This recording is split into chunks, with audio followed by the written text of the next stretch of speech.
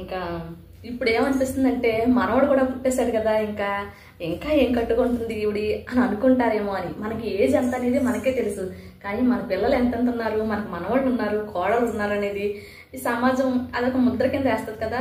మనం కట్టుకోవచ్చో లేదో కూడా మనకు తెలుసు, కానీ పూర్వం రోజుల కంటే ఇప్పుడు చాలా బెటర్ అయిపోయాయి రోజులు. అన్నీ అందరూ హ్యాపీగా అనిపిస్తున్నారు. ఇదివరకు అందరూ పేర్లు పెడుతూ కూర్చునేవారు. ఆమె ఇలా చేసింది, ఆమె ఇలా చేసింది, ఆమె ఇది కట్టుకుంది, ఆమె అది కట్టుకుంది, లేదా ఆమె ఇలా అలంకరించుకుంది అని చెప్పేసి.